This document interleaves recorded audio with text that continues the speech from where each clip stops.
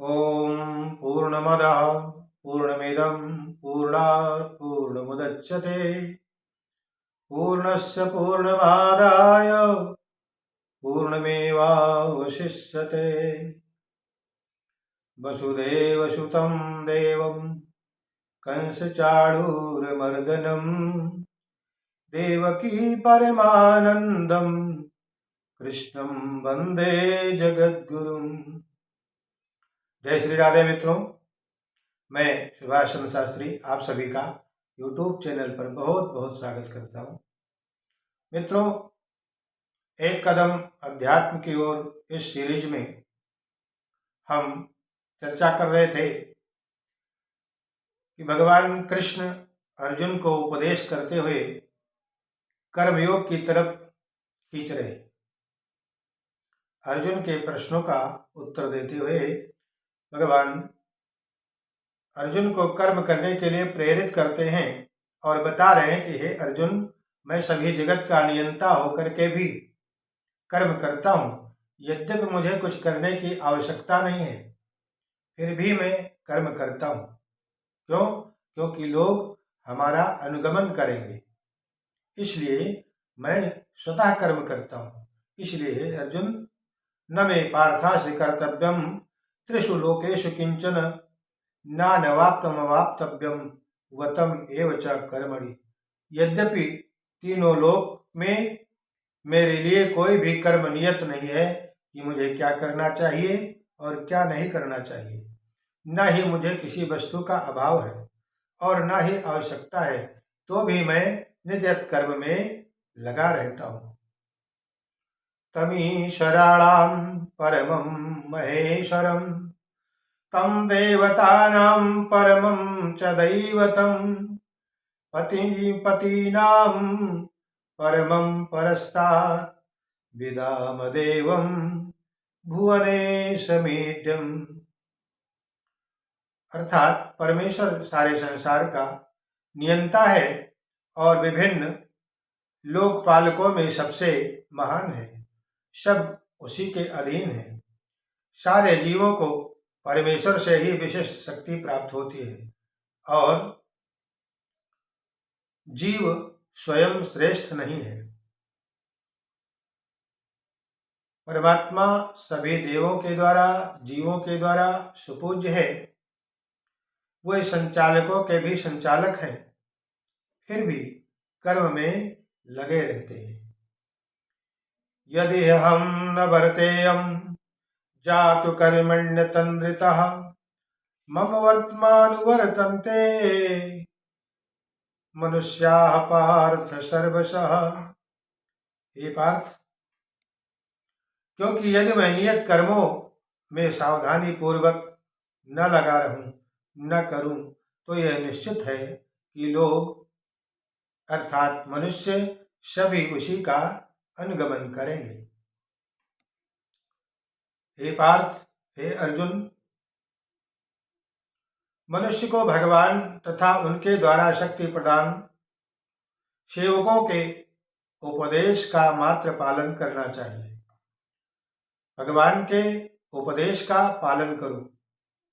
उनके उपदेश हमारे लिए अच्छे हैं और कोई भी बुद्धिमान पुरुष बताई गई विधि में उनको कार्यान्वित नहीं करेगा। अगर करेगा तो उससे अवश्य त्रुटि होगी और वह उल्लंघन करेगा मर्यादा का। अर्थात भगवान जो कुछ कहते हैं उसके ऊपर ध्यान देना है, उसका अनुगमन करना है, लेकिन परमात्मा जो करते हैं उसका अनुगमन हमें नहीं करना चाहिए। इसमें दोष और हानि दोनों ही संभव है। शक्ताः कर्मण्य विद्वांसो यथा कुर्वन्ति भारत कुर्याद् विदात् तथा शक्तस्य कीर्षुर्लोक संग्रहम्।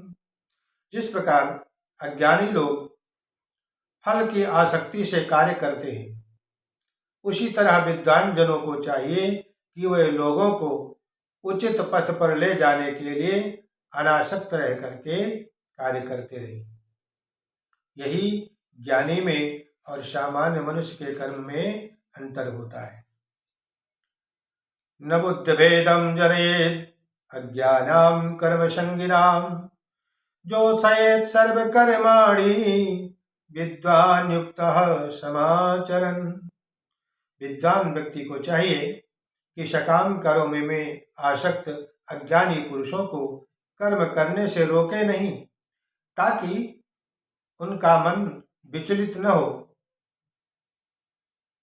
अपितु भक्ति भाव से कर्म करते हुए उन्हें सभी प्रकार के कार्यों में लगाए, इस तरह से लगाए कि धीरे धीरे वह सकाम व्यक्ति भी कृष्ण भावनामृत में मिल जाए, कृष्ण भावना उनके अंदर उदय हो जाए, उनका विकास होने लग जाए। वेदों में कहा गया है कि वेदेश सर्वैरहमेव वेद्यः, यह सिद्धांत है वेद का, अर्थात सारे अनुष्ठान, सारे यज्ञ, कृत्य तथा वेदों में भौतिक कार्यों के लिए जो कुछ भी निर्देश है, उन सबों समेत सारी वस्तुएं कृष्ण को जानने के ही निमित्त हैं। अर्थात जो वेदों में साधन बताए गए हैं, मंत्र बताए गए, विधियां बताई गई, वो सब इसीलिए है कि अभ्यास करते करते धीरे धीरे परमात्मा को जानने का प्रयास करो, उस मार्ग में लग जाओ, जो कि हमारे जीवन का परम लक्ष्य है। लेकिन चूंकि बद्ध जीव इंद्रिय तृप्ति के अतिरिक्त और कुछ जानता ही नहीं, अतः वे वेदों के अध्ययन सिर्फ इसी दृष्टि से करते हैं कि कौन सा काम हम कैसे करें, कौन सी पूजा किस प्रकार करें, किसको करने से क्या लाभ होता है, इसलिए वो सकाम कर्म में ही लगे रह जाते हैं, उससे ऊपर उठने का प्रयास कभी नहीं करते। अतः कृष्ण भावनामृत में स्वरूप सिद्धि जीव को चाहिए कि अन्यों को अपना कार्य करने या समझने में बाधा न पहुंचाए, बल्कि उन्हें यह प्रदर्शित करे कि किस प्रकार सारे कर्म फल को कृष्ण की सेवा में यदि लगा दिया जाए तो कर्मजन्य फल हमें कभी भी बंधन में नहीं डाल सकेंगे। अर्थात जो भी कर्म कर रहे हैं उस कर्म के करते समय कृष्ण भावनामृत हो, कृष्ण की सेवा में वो सारे कर्मों को हम लगा दें। जीवात्मा अहंकार के प्रभाव से मोहग्रस्त होकर अपने आप को समस्त कर्मों का कर्ता मान बैठता है, जबकि वास्तव में सारे काम प्रकृति के गुणों के द्वारा तथा प्रकृति के द्वारा ही संपन्न हो जाते हैं, संपन्न होते हैं। फिर भी अज्ञानी एवं अहंकारी लोग अपने को कर्ता मान बैठते हैं, यही भूल करते हैं। तात्पर्य यह है, उदाहरण स्वरूप में बताते हैं कि दो व्यक्ति हैं जिनमें से दोनों ही भक्त हैं, और एक कृष्ण भावनामृत में लग रहा है और एक भक्ति करते करते संसार में भी बंधा हुआ है। जो दूसरा भौतिक चेतना वाला है, समान स्तर पर कार्य करते हुए समान पद पर प्रतीत हो सकते हैं, किंतु उनके पदों में आकाश पाताल का अंतर बना रहता है। भौतिक चेतना वाला व्यक्ति अहंकार के कारण आश्वस्त रहता है कि वही सभी वस्तुओं का करता है, वही सब कुछ कर रहा है। वो ये नहीं जानता कि शरीर की रचना प्रकृति के द्वारा हुई है, जो परमेश्वर की अध्यक्षता में कार्य करती है। भौतिकवादी व्यक्ति यह नहीं जानता कि अंततोगत्वा यह कृष्ण के ही अधीन है, परमात्मा के ही अधीन है। अहंकारवश ऐसा व्यक्ति हर कार्य को स्वतंत्र रूप से करने का श्रेय खुद को देता है, और यही अज्ञान का लक्षण है। उसे यह ज्ञात नहीं कि उसके इस स्थूल तथा सूक्ष्म शरीर की रचना प्रकृति द्वारा भगवान के द्वारा ही की गई है। अज्ञानी व्यक्ति यह भूल जाता है कि भगवान ऋषिकेश कहलाते हैं, जो समस्त इंद्रियों के स्वामी हैं। इंद्रिय तृप्ति के लिए दुनिया का निरंतर उपयोग करते रहने के कारण, अहंकार के कारण वस्तुतः वह मोहग्रस्त रहता है, जिससे वह कृष्ण के साथ अपने शाश्वत संबंध को भूल जाता है। यद्यपि जीव का परमात्मा के साथ शाश्वत संबंध है, लेकिन वह अज्ञानतावश इस संबंध को भूल जाता है। तत्त्ववित्तो महाबाहो गुण कर्म विभागयो गुणा गुणेषु वर्तन्त इति मत्ता न संजते। हे महाबाहो, हे अर्जुन, भक्ति भाव में कर्म तथा सकाम कर्म के भेद को भली भांति जानते हुए जो परम सत्य को जानने वाला है, वह कभी भी अपने आप को इंद्रिय में तथा इंद्रिय की तृप्ति में नहीं लगाता है। अर्थात परम सत्य को जानने वाला भौतिक संगति में अपनी विषम स्थिति को जानता है। वो जानता है कि वह भगवान का अंश है और उसका स्थान इस भौतिक सृष्टि में नहीं होना चाहिए, इसलिए वो सदा सर्वदा सावधान रहता है। हे अर्जुन, सावधानी पूर्वक इसी प्रकार से कर्म किए जाते हैं। जो व्यक्ति मेरे आदेशों के अनुसार अपना कर्तव्य करते रहते हैं और ईर्ष्या रहित होकर इस उपदेश का श्रद्धा पूर्वक पालन करते हैं, वे सकाम कर्मों के बंधन से मुक्त हो जाते हैं। सदसं चेष्टते सस्या प्रकृतिर्ज्ञानवानपि प्रकृतिं यान्ति भूतानि निग्रह किं करिष्यति। ज्ञानी पुरुष भी अपनी प्रकृति के अनुसार ही कार्य करता है, क्योंकि सभी प्राणी तीनों गुणों से प्राप्त अपनी प्रकृति का ही अनुसरण करते हैं। भला दमन से क्या हो सकता है? अर्थात सांसारिक धरातल पर बड़े से बड़े शिक्षित व्यक्ति के लिए केवल सैद्धांतिक ज्ञान से आत्मा को शरीर से पृथक करके माया के बंधन से निकल पाना असंभव है। ऐसे अनेक तथाकथित लोग हैं जो अध्यात्मवादी हैं, अपने को कहते हैं कि मैं तो अध्यात्म में रहता हूँ। वस्तुतः उनके अगर भीतर देखे जाए तो पूर्णतया प्रकृति के गुणों के द्वारा ही वह बने रहते हैं, गुणों के ही अधीन रहते हैं, जिन्हें जीत पाना बड़ा ही कठिन है। ज्ञान की दृष्टि से कोई कितना ही विद्वान क्यों न हो, किंतु भौतिक प्रकृति की दीर्घकालीन संगति के कारण वह बंधन में पड़ा रहता है। अच्छा तो यह होगा कि यथा स्थिति में रह करके श्रेष्ठ प्रशिक्षण के अंतर्गत कृष्ण भावनामृत प्राप्त करने का प्रयत्न किया जाए। इस प्रकार कृष्ण की माया के बंधन से मुक्त हुआ जा सकता है। अर्थात भगवान कहते हैं कि हे अर्जुन, इस प्रकार से माया के बंधन से मुक्त हुआ जा सकता है। इंद्रियस्येन्द्रियस्यार्थे रागद्वेषो व्यवस्थितौ तयोर्न वशमागच्छेत् तौ ह्यस्य परिपन्थिनौ। प्रत्येक इंद्रिय तथा इंद्रियों के विषय से संबंधित राग द्वेष को व्यवस्थित करने के नियम होते हैं। मनुष्य को ऐसे राग तथा द्वेष के वशीभूत नहीं होना चाहिए, क्योंकि ये आत्म साक्षात्कार के मार्ग में अवरोध करते हैं।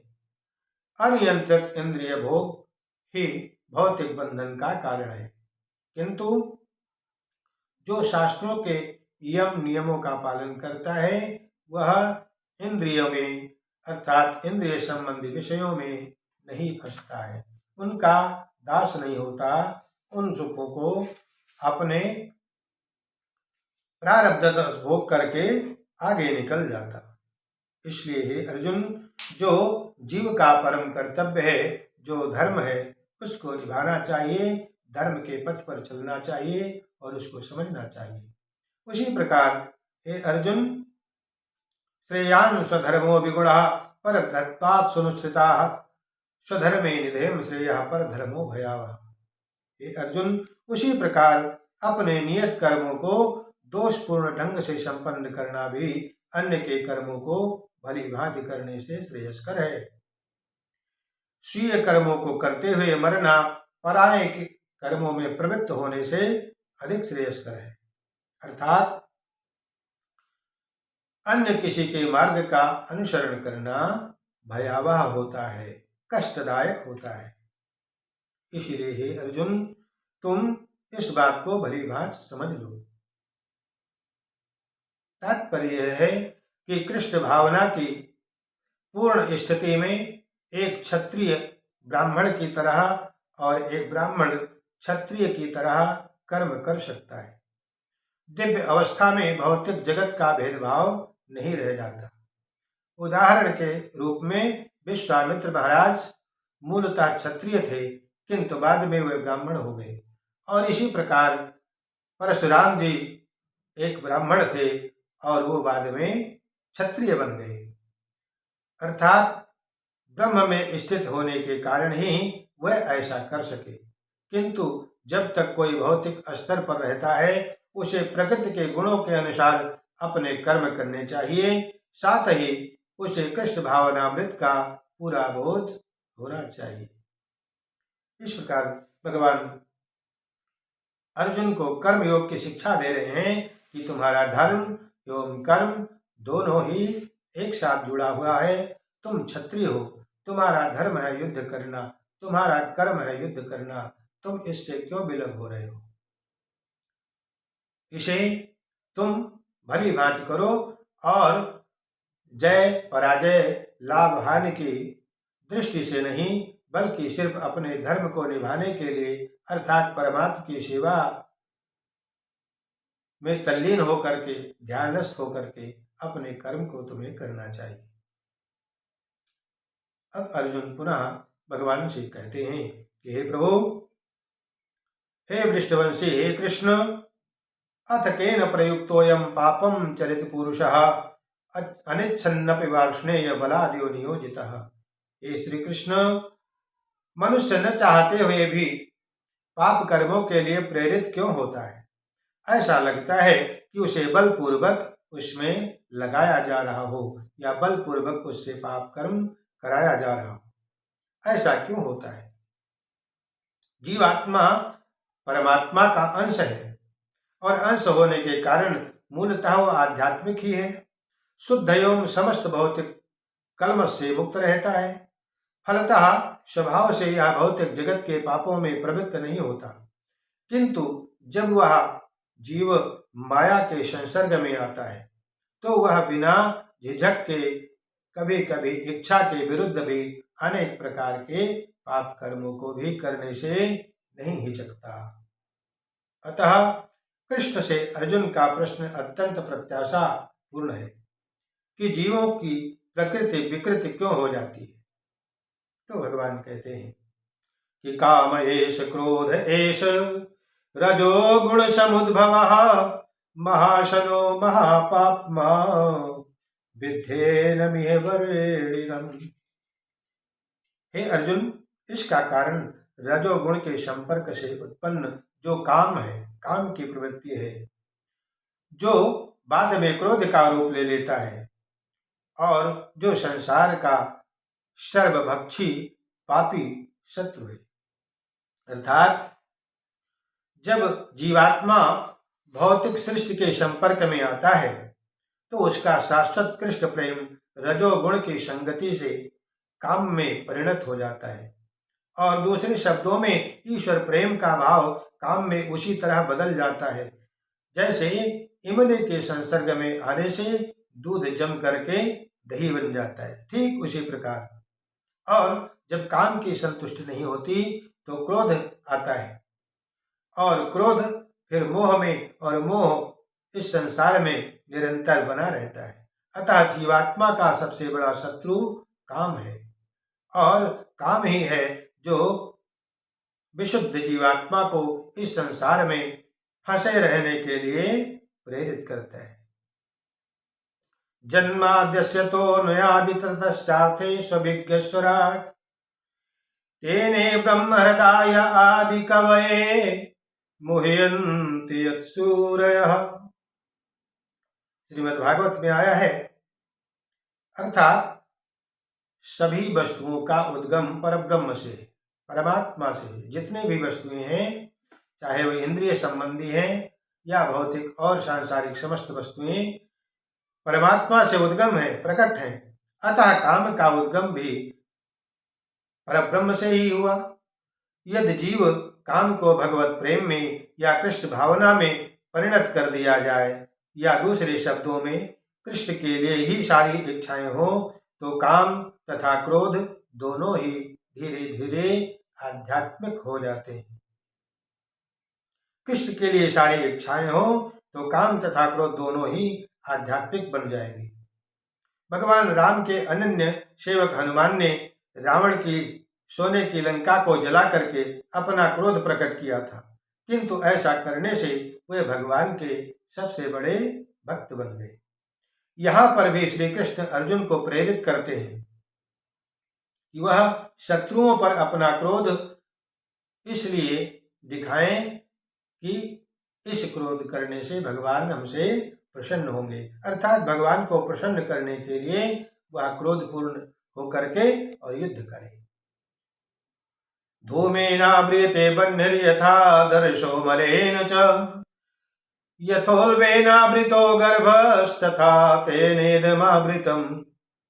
हे अर्जुन, जिस प्रकार अग्नि धुएं से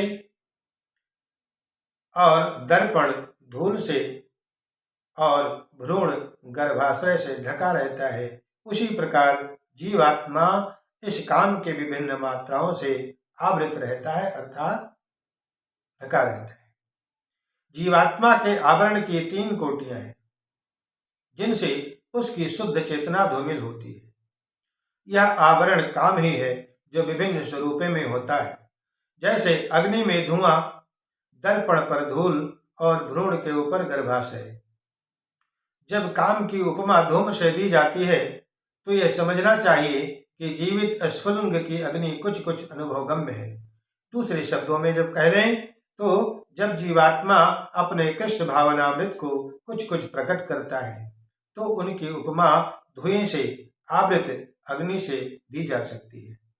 यद्यपि जहाँ कहीं धुआं होता है वहाँ अग्नि का होना अनिवार्य है, अर्थात जहाँ जहाँ जत्र धूमा तत्राग्नि, अर्थात जहाँ धुआं है वहाँ अग्नि तो है ही, किंतु प्रारंभिक अवस्था में अग्नि की प्रत्यक्ष अभिव्यक्ति नहीं होती। जैसे दर्पण पर धूल का उदाहरण मन रूपी दर्पण को अनेक अनेक आध्यात्मिक विषयों से स्वच्छ करने की प्रक्रिया के समान है। इसकी सर्वश्रेष्ठ विधि है कि भगवान के पवित्र नाम का संकीर्तन करें। और गर्भाशय द्वारा आवृत भ्रूण का दृष्टांत असहाय अवस्था से किया गया है, क्योंकि गर्भस्थ शिशु इधर उधर हिलने के लिए भी स्वतंत्र नहीं रहता। जीवन की यही अवस्था है, वृक्षों के समान है। वृक्ष भी जीवात्माएं हैं, किंतु उनमें काम की प्रबलता को देखते हुए ही ऐसी योनि मिली है कि वे प्रायः चेतना शून्य होते हैं। धूमिल दर्पण पशु पक्षियों के समान है और धूम से आवृत अग्नि मनुष्य के समान है। आवृतम ज्ञानमेतेन ज्ञानिनो नित्यवैरिणा कामरूपेण कौन्तेय दुष्पूरेणा नलेन च। इस प्रकार ज्ञानमय जीवात्मा भी शुद्ध चेतना उसके कामरूपी नित्य शत्रु से ढकी रहती है, जो कभी भी तुष्ट नहीं होता और अग्नि के समान जलता रहता है और जीव को जलाता भी रहता है। यस्यात्मबुद्धि कुणपेत धातुकम स्वधी कलत्रादि शुभो मयित्यदि जत्तीर्थ बुद्धि सलिलम च करहिचिन जनेषु भिज्ञेषु सएव गोखरः। आत्मा की विवेचना इस प्रकार से की गई है कि जो मनुष्य त्रिधातु निर्मित शरीर को आत्मस्वरूप जान बैठता है, जो देह के विकारों को स्वजन समझता है, जो जन्मभूमि को पूज्य मानता है, जो तीर्थ स्थलों की यात्रा दिव्य ज्ञान वाले पुरुष से भेंट करने के लिए नहीं बल्कि सिर्फ स्नान करने के लिए मानता है, वह गधे या बैल के समान होता है। इसलिए हे भरतवंशियों में श्रेष्ठ अर्जुन, प्रारंभ में ही इंद्रियों को वश में करके इस पाप के महान प्रतीक अर्थात काम का तुम दमन कर डालो और ज्ञान तथा आत्म साक्षात्कार के इस विनाशकर्ता का वध कर दो। ज्ञानम परम गुह्यम में यद विज्ञान समन्वितम सरहस्यम तदंगम च गृहाण गदितम मया। भगवद गीता हमें आत्मा का सामान्य तथा विशिष्ट ज्ञान प्रदान करती है।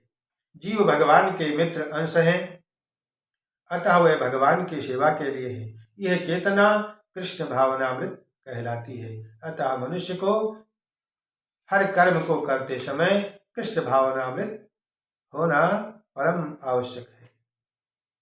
इंद्रियाणि पराण्याहुर इंद्रियेभ्यः परम मनः मनसस्तु परा बुद्धिर यो बुद्धे परतस्तु सः। अर्जुन, कर्मेंद्रियां जड़ पदार्थ की अपेक्षा श्रेष्ठ है।